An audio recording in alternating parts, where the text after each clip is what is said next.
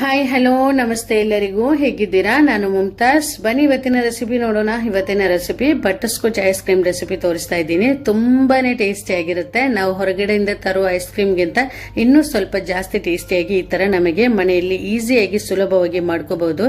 ತುಂಬಾನೇ ಟೇಸ್ಟಿ ಆಗಿರುತ್ತೆ. ಮಕ್ಕಳಿಗೆಲ್ಲ ತುಂಬಾ ಇಷ್ಟ ಆಗುತ್ತೆ. ಈ ತರ ಮನೆಯಲ್ಲಿ ನಾವು ಐಸ್ ಕ್ರೀಮ್ ಮಾಡಿದ್ರೆ ನಮ್ಮ ಮಕ್ಕಳಿಗೆಲ್ಲ ಬೇಕಾದಷ್ಟು ಐಸ್ ಕ್ರೀಮ್ ನಮ್ಮ ಮಕ್ಕಳಿಗೆ ಕೊಡಬಹುದು.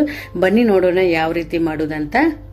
ನೋಡಿ, ಇಲ್ಲಿ ಸ್ಟವ್ ಆನ್ ಮಾಡ್ಕೊಂಡು ಈ ತರ ಒಂದು ಪಾತ್ರೆ ಇಟ್ಟಿದ್ದೇನೆ. ಅದಕ್ಕೆ 4 ಟೇಬಲ್ ಸ್ಪೂನ್ ಸಕ್ಕರೆ ಹಾಕ್ತಾ ಇದ್ದೀನಿ. ದೊಡ್ಡ ಚಮಚದಲ್ಲಿ ಫುಲ್ ಆಗಿ 4 ಸ್ಪೂನ್ ಸಕ್ಕರೆ ಹಾಕಬೇಕು. ಈ ಸಕ್ಕರೆ ಕ್ಯಾರಮೆಲ್ ಮಾಡಬೇಕು. ಅದು ಮೀಡಿಯಂ ಫ್ಲೇಮ್ ಅಲ್ಲಿ ಇಟ್ಕೊಂಡು ಕ್ಯಾರಮೆಲ್ ಮಾಡಿದ್ರೆ ಆಯ್ತು. ಲೋ ಫ್ಲೇಮ್ ಅಲ್ಲಿ ಇಟ್ಕೋಬಾರ್ದು, ಅದೇ ತರ ಹೈ ಫ್ಲೇಮ್ ಅಲ್ಲಿ ಕೂಡ ಇಟ್ಕೋಬೇಡಿ. ಸಕ್ಕರೆ ಹಾಕಿದ ಕೂಡಲೇ ಸ್ಪೂನ್ ಹಾಕಿ ಈ ತರ ಮಿಕ್ಸ್ ಮಾಡ್ಕೋಬಾರ್ದು. ಸಕ್ಕರೆ ಮೆಲ್ಟ್ ಆಗಿ ಬರುತ್ತಲ್ಲ, ಕರಗ್ತಾ ಬರುತ್ತಲ್ಲ, ಆ ಟೈಮಲ್ಲಿ ಮಿಕ್ಸ್ ಮಾಡಿದ್ರೆ ಆಯ್ತು. ಸಕ್ಕರೆ ಮೆಲ್ಟ್ ಆಗಿ ಚೆನ್ನಾಗಿ ಗೋಲ್ಡನ್ ಕಲರ್ ಆಗಿ ಬರಬೇಕು. ಇವಾಗ ಫಸ್ಟ್ ಟೈಮ್ ಅಲ್ಲ ಈ ತರ ಕ್ಯಾರಮೆಲ್ ಮಾಡುವಾಗ, ಫಸ್ಟ್ ಟೈಮ್ ಮಾಡುವವರು ಫ್ರೈ ಪ್ಯಾನ್ ಇದ್ರೆ ಅದರಲ್ಲೇ ಮಾಡಿ. ಯಾಕಂದ್ರೆ ಸ್ಟೀಲ್ ಪಾತ್ರೆ ಬೇಗ ಅದು ಹೊತ್ತಿ ಹೋಗುತ್ತೆ, ಸೀದೋಗ್ಲಿಕ್ಕೆ ಚಾನ್ಸ್ ಉಂಟು. ಅದಕ್ಕೋಸ್ಕರ ಫ್ರೈ ಪ್ಯಾನ್ ಇದ್ರೆ ಫಸ್ಟ್ ಟೈಮ್ ಮಾಡುವವರು ಫ್ರೈ ಪ್ಯಾನ್ ಇದ್ರೆ ಅದರಲ್ಲೇ ಮಾಡೋದು ಒಳ್ಳೆಯದು. ನೋಡಿ, ಇಲ್ಲಿ ಸಕ್ಕರೆ ಮೆಲ್ಟ್ ಆಗ್ತಾ ಬಂದಿದೆ, ಕಲರ್ ಚೇಂಜ್ ಆಗ್ತಾ ಬಂದಿದೆ. ಚೆನ್ನಾಗಿ ಗೋಲ್ಡನ್ ಕಲರ್ ಆಗಬೇಕು. ಇವಾಗ ನೋಡಿ, ಸಕ್ಕರೆ ಎಲ್ಲ ಮೆಲ್ಟ್ ಆಗಿ ಚೆನ್ನಾಗಿ ಗೋಲ್ಡನ್ ಕಲರ್ ಆಗಿ ಬಂದಿದೆ. ಈ ತರ ಗೋಲ್ಡನ್ ಕಲರ್ ಆಗಿ ಬಂದ ನಂತರ ಮತ್ತೆ ನಾವು ಮೀಡಿಯಂ ಫ್ಲೇಮ್ ಅಲ್ಲೇ ಇಟ್ಕೋಬಾರ್ದು, ಮತ್ತೆ ಲೋ ಫ್ಲೇಮ್ ಅಲ್ಲಿ ಇಟ್ಕೊಂಡ್ರೆ ಆಯ್ತು. ಯಾಕಂದ್ರೆ ಅದು ಇನ್ನೂ ಕಲರ್ ಬೇಗ ಡಾರ್ಕ್ ಆಗುತ್ತೆ. ಮತ್ತೆ ಮೀಡಿಯಂ ಫ್ಲೇಮ್ ಅಲ್ಲೇ ಇಟ್ರೆ ಬೇಗ ಅದು ಕಲರ್ ಚೇಂಜ್ ಆಗುತ್ತೆ, ಇನ್ನೂ ಡಾರ್ಕ್ ಆಗುತ್ತೆ. ಅವಾಗ ಅದು ಕಹಿ ರುಚಿ ಬರುತ್ತೆ. ಅದಕ್ಕೋಸ್ಕರ ಲೋ ಫ್ಲೇಮ್ ಅಲ್ಲೇ ಇಟ್ಕೋಬೇಕು. ಈ ಕಲರ್ ಆಗಿ ಬಂದ ನಂತರ ಲೋ ಫ್ಲೇಮ್ ಅಲ್ಲೇ ಇಟ್ಕೋಬೇಕು. ಮತ್ತೆ ಇದಕ್ಕೆ 1 ಟೇಬಲ್ ಸ್ಪೂನ್ ಬೆಣ್ಣೆ ಹಾಕಬೇಕು. ಈ ಟೈಮಲ್ಲಿ ಬೇಕಾದ್ರೆ ನಮಗೆ ಸ್ಟವ್ ಆಫ್ ಮಾಡ್ಕೋಬಹುದು. ನಾನಿಲ್ಲಿ ಆಫ್ ಮಾಡಿಲ್ಲ, ಲೋ ಫ್ಲೇಮ್ ಅಲ್ಲೇ ಉಂಟು. ಇವಾಗ ಬೆಣ್ಣೆ ಹಾಕಿ, ಬೆಣ್ಣೆ ಈ ತರ ಕರಗಬೇಕು, ಇದರಲ್ಲಿ ಮೆಲ್ಟ್ ಆಗಬೇಕು. ನಂತರ ಇದಕ್ಕೆ 1.5 ಕಪ್ ಹಾಲು ಹಾಕ್ತಾ ಇದ್ದೀನಿ. 250 ml ಕಪ್ ಇದು. ಇದರಲ್ಲಿ 1 ಕಪ್ ಪ್ಲಸ್ ಅರ್ಧ ಕಪ್ ಹಾಲು ಹಾಕಿ ಚೆನ್ನಾಗಿ ಕುದಿಸಬೇಕು. ನೋಡಿ, ಇಲ್ಲಿ ಹಾಲು ಹಾಕಿದಾಗ ಇದು ನಾವು ಕ್ಯಾರಮೆಲ್ ಈ ತರ ಗಟ್ಟಿಯಾಗಿ ಬರುತ್ತೆ. ನಿಮ್ಗೆ ಕಾಣ್ತದಲ್ಲ, ಈ ತರ ಗಟ್ಟಿಯಾಗಿ ಬರುತ್ತೆ. ಅದು ಮತ್ತೆ ಹಾಲು ಬಿಸಿ ಆಗುವಾಗ ಮತ್ತೆ ಅದು ಕರಗುತ್ತೆ, ಮತ್ತೆ ಮೆಲ್ಟ್ ಆಗಿ ಸರಿಯಾಗಿ ಕರೆಕ್ಟ್ ಆಗಿ ಬರುತ್ತೆ. ಇದು ಹಾಲು ಕುದಿಸಿ ನಾವು ಇವಾಗ 1.5 ಕಪ್ ಹಾಲು ಹಾಕಿದ್ದೇವೆ, ಅದರಲ್ಲಿ 1 ಕಪ್ ಆಗಿ ಬರಬೇಕು. ಅಷ್ಟರ ತನಕ ಇದು ಚೆನ್ನಾಗಿ ಕುದಿಸಬೇಕು. 1 ಕಪ್ ಅಥವಾ 1/4 ಕಪ್ ಆದ್ರೂ ಪರವಾಗಿಲ್ಲ. ಚೆನ್ನಾಗಿ ಮೀಡಿಯಂ ಫ್ಲೇಮ್ ಅಲ್ಲಿ ಇಟ್ಕೊಂಡು ಕುದಿಸಿ. ಹಾಲು ಇಟ್ಟು ಅದು ಹೊರಗಡೆ ಚೆಲ್ಲಬಾರದು. ನಾವು ಇವಾಗ ಸ್ಟವ್ ಅಲ್ಲಿ ಹಾಲಿಟ್ಟು ಆಚೆ ಈಚೆ ಎಲ್ಲ ಹೋದ್ರೆ ಅದು ಬೇಗ ಹೊರಗಡೆ ಚೆಲ್ಲುತ್ತೆ. ಮೀಡಿಯಂ ಫ್ಲೇಮ್ ಅಲ್ಲಿ ಇಟ್ಕೊಂಡೆ ಇದು ಚೆನ್ನಾಗಿ ಕುದಿಸಿದ್ರೆ ಆಯ್ತು, ಹೊರಗಡೆ ಚೆಲ್ಲಬಾರ್ದು. ಮಧ್ಯದಲ್ಲಿ ಸ್ಪೂನ್ ಹಾಕಿ ಈ ತರ ಮಿಕ್ಸ್ ಮಾಡ್ಕೊಳ್ಳಿ. ಇವಾಗ ಇದು ಸ್ಟವ್ ಆಫ್ ಮಾಡಿದ್ದೇನೆ, ಚೆನ್ನಾಗಿ ಕುದಿಸಿದ್ದೇನೆ. ನೋಡೋಣ ಇದರಲ್ಲಿ ಎಷ್ಟು ಹಾಲು ಉಂಟಂತ. ಹಾಲು ತೆಗೆದು ಅದೇ ಕಪ್ಪಿಗೆ ಹಾಕ್ತಾ ಇದ್ದೀನಿ. ಕರೆಕ್ಟ್ ಆಗಿ 1 ಕಪ್ ಉಂಟು. 1 ಕಪ್ ಫುಲ್ ಆಗಿಲ್ಲ, ಸ್ವಲ್ಪ ಕಮ್ಮಿ ಉಂಟು 1 ಕಪ್ಗೆ. ನಾವು 1.5 ಕಪ್ ಹಾಲು ತೆಗೆದಿದ್ದೇವೆ, ಅದರಲ್ಲಿ ಇಷ್ಟು ಹಾಲು ಉಂಟು, ಸಾಕಿಷ್ಟು. ಇದು ತಣ್ಣಗೆ ಹಾಕಬೇಕು, ಒಂದು ಸೈಡ್ ಅಲ್ಲಿ ಇರಲಿ. ಮತ್ತೆ ಸ್ಟವ್ ಆನ್ ಮಾಡ್ಕೊಂಡು ಅದೇ ಪಾತ್ರೆ ಇಟ್ಟಿದ್ದೇನೆ. ಇನ್ನೊಂದು 2 ಟೇಬಲ್ ಸ್ಪೂನ್ ಸಕ್ಕರೆ ಹಾಕಿ ಅದೇ ತರ ಕ್ಯಾರಮೆಲ್ ಮಾಡ್ಕೋಬೇಕು. ಇದಕ್ಕೆ ಫುಲ್ 2 ಟೇಬಲ್ ಸ್ಪೂನ್ ಸಕ್ಕರೆ ಸಾಕು. ದೊಡ್ಡ ಚಮಚದಲ್ಲಿ 2 ಸ್ಪೂನ್ ಸಕ್ಕರೆ ಹಾಕ್ತಾ ಇದ್ದೀನಿ.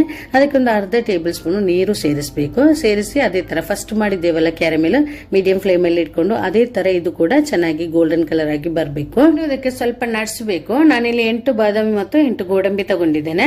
ಗೋಡಂಬಿ ಮಾತ್ರ ಹಾಕುದಾದ್ರೆ ಹಾಗೆ ಆಗ್ಬಹುದು, ಇಲ್ಲಾಂದ್ರೆ ಬಾದಾಮಿ ಮಾತ್ರ ಹಾಕುದಾದ್ರೆ ಅದು ಆಗ್ಬಹುದು.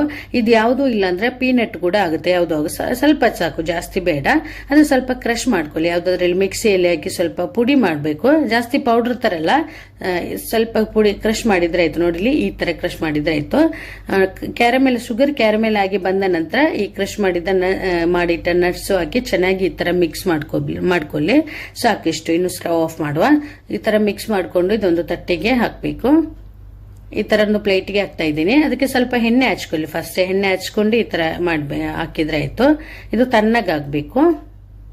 ಇದೊಂದು ಸೈಡ್ ಅಲ್ಲಿ ಇರ್ಲಿ. ಮತ್ತೆ ಇದಕ್ಕೆ ಕ್ರೀಮ್ ಬೇಕು ನಮ್ಗೆ. ಐಸ್ ಕ್ರೀಮ್ಗೆ ವಿಪ್ಪಿಂಗ್ ಕ್ರೀಮ್ ಬೇಕಲ್ಲ, ಅದಕ್ಕೆ ನಾನು ನೋಡಿಲಿ ಈ ವಿಪ್ಪಿಂಗ್ ಕ್ರೀಮ್ ತಗೊಂಡಿದ್ದೇನೆ. ಇದುವೇ ಆಗ್ಬೇಕಂತಲ್ಲ, ಯಾವ್ದು ಸಿಗುತ್ತಾ ಅದು ತಗೊಂಡ್ರೆ ಆಯ್ತು. ಇದು ಸೂಪರ್ ಮಾರ್ಕೆಟ್ ಅಲ್ಲಿ, ಹೈಪರ್ ಮಾರ್ಕೆಟ್ ಅಲ್ಲೆಲ್ಲ ಸಿಗುತ್ತೆ. ಇದು ವಿಪ್ಪಿಂಗ್ ಕ್ರೀಮ್ ಇಲ್ಲ ಅಂದ್ರೆ ಫ್ರೆಶ್ ಕ್ರೀಮ್ ಕೂಡ ಆಗುತ್ತೆ. ಊರಲ್ಲೆಲ್ಲ ಅಮೂಲ್ ಫ್ರೆಶ್ ಕ್ರೀಮ್ ಎಲ್ಲ ಸಿಗುತ್ತಲ್ಲ, ಅದು ಆಗ್ಬಹುದು. ನಾನಿಲ್ಲಿ 1.5 ಕಪ್ ವಿಪ್ಪಿಂಗ್ ಕ್ರೀಮ್ ತಗೊಂಡಿದ್ದೇನೆ. ಮತ್ತೆ ನೋಡಿಲಿ, ಈ ತರ ಬಟರ್ ಸ್ಕಾಚ್ ಮಿಕ್ಸ್ ನಿಮ್ಮ ಕೈಲಿದ್ರೆ ಅದು ಒಂದು 5-6 ಡ್ರಾಪ್ಸ್ ಅದು ಹಾಕೊಳ್ಳಿ. ಇಲ್ಲ ಅಂದ್ರೆ ಬೇಡ, ಸ್ಕಿಪ್ ಮಾಡ್ಕೋಬಹುದು.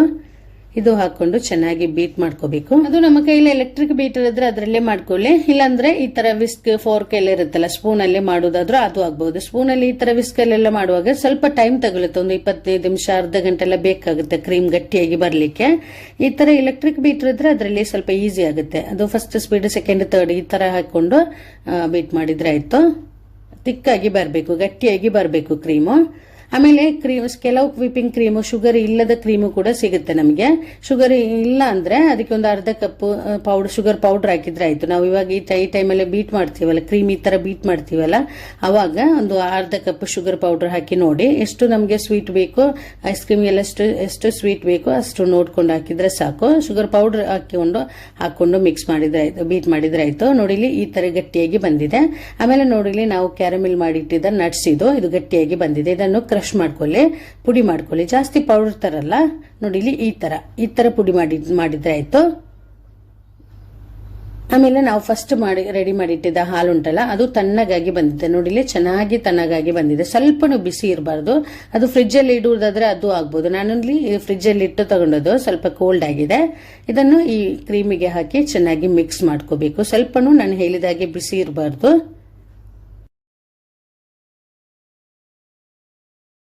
ನೋಡಿಲಿ ಈ ತರ ಹಾಕೊಂಡು ಚೆನ್ನಾಗಿ ಮಿಕ್ಸ್ ಮಾಡಬೇಕು. ಇದು ಚೆನ್ನಾಗಿ ಮಿಕ್ಸ್ ಆಗಬೇಕು. ಕ್ರೀಮ್ ಮತ್ತು ಹಾಲು ಚೆನ್ನಾಗಿ ಮಿಕ್ಸ್ ಆಗಬೇಕು.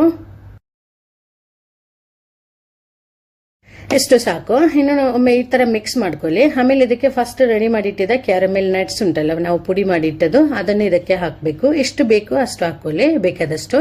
ಜಾಸ್ತಿ ಇಷ್ಟ ಅಂದ್ರೆ ಜಾಸ್ತಿ ಹಾಕೋಬಹುದು. ಸ್ವಲ್ಪ ತೆಗ್ದಿಡಿ ಮೇಲ್ಗಡೆ ಸ್ವಲ್ಪ ಹಾಕ್ಲಿಕ್ಕೆ.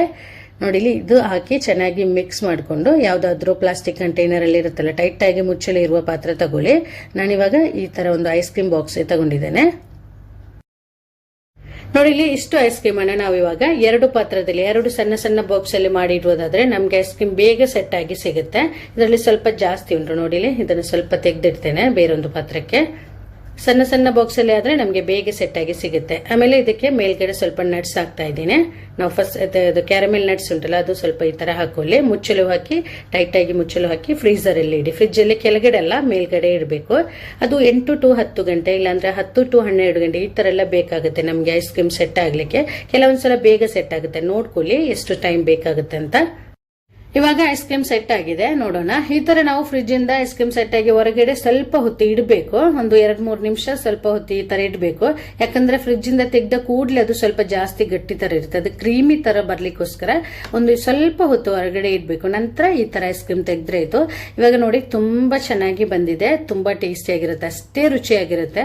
ನೀವು ನೋಡಿದ್ರಲ್ಲ ಎಷ್ಟು ಈಸಿಯಾಗಿ ನಾವು ಇದನ್ನು ಮಾಡಿದ್ದೇವೆ ಅಂತ. ತುಂಬಾ ಸುಲಭವಾಗಿ ಇದನ್ನ ಮಾಡ್ಕೋಬಹುದು. ನಾವು ಹೊರಗಡೆಯಿಂದ ತರುವ ಬಟರ್ ಸ್ಕಾಚ್ ಐಸ್ ಕ್ರೀಮ್ಗಿಂತ ಇನ್ನೂ ಸ್ವಲ್ಪ ಜಾಸ್ತಿ ಟೇಸ್ಟಿಯಾಗಿ ಈ ತರ ಮನೆಯಲ್ಲಿ ಮಾಡ್ಕೋಬಹುದು. ಮಕ್ಕಳಿಗೆಲ್ಲ ತುಂಬಾ ಇಷ್ಟ ಆಗುತ್ತೆ. ನಾವು ಈ ತರ ಮನೆಯಲ್ಲೇ ಮಾಡಿದ್ರೆ ನಮ್ಮ ಮಕ್ಕಳಿಗೆಲ್ಲ ಬೇಕಾದಷ್ಟು ಐಸ್ ಕ್ರೀಮ್ ನಮಗೆ ಕೊಡಬಹುದು. ಇವಾಗ ಬೇಸಿಗೆ ಟೈಮ್ ಅಲ್ಲ, ಬೇಸಿಗೆ ಟೈಮಲ್ಲೆಲ್ಲ ಇನ್ನೂ ಚೆನ್ನಾಗಿರುತ್ತೆ ಐಸ್ ಕ್ರೀಮ್ ತಿನ್ಲಿಕ್ಕೆ. ನೀವು ಟ್ರೈ ಮಾಡಿ ನೋಡಿ, ನಿಮ್ಗೆ ಎಲ್ಲರಿಗೂ ಇಷ್ಟ ಆಗ್ಬೋದು. ಇದರಲ್ಲಿ ಏನಾದ್ರೂ ನಿಮ್ಗೆ ಡೌಟ್ ಇದ್ರೆ, ನಾನು ಹೇಳ್ಕೊಟ್ಟದ್ದು ಏನಾದ್ರೂ ನಿಮ್ಗೆ ಅರ್ಥ ಆಗಿಲ್ಲ ಅಂದ್ರೆ ನೀವು ಕಮೆಂಟ್ ಮಾಡಿ ಕೇಳಿ, ನಾನು ರಿಪ್ಲೈ ಮಾಡ್ತೇನೆ. ಹಾಗೇನೆ ಇವತ್ತಿನ ರೆಸಿಪಿ ನಿಮ್ಗೆ ಇಷ್ಟ ಆದ್ರೆ ಪ್ಲೀಸ್ ನನ್ನ ಚಾನೆಲ್ ಅನ್ನ ಸಬ್ಸ್ಕ್ರೈಬ್ ಮಾಡ್ಕೊಳ್ಳಿ. ಹಾಗೇನೆ ಲೈಕ್ ಮಾಡಿ, ಕಮೆಂಟ್ ಮಾಡಿ, ನಿಮ್ಮ ಅಭಿಪ್ರಾಯ ತಿಳಿಸಿ. ನಿಮ್ಮ ಫ್ಯಾಮಿಲಿ ಫ್ರೆಂಡ್ಸ್ ಜೊತೆ ಈ ವಿಡಿಯೋನ ಶೇರ್ ಮಾಡಿಕೊಡಿ. ಇನ್ನೊಂದು ಒಳ್ಳೆ ರೆಸಿಪಿಯೊಂದಿಗೆ ಮತ್ತೆ ಸಿಗ್ತೀನಿ. Thank you.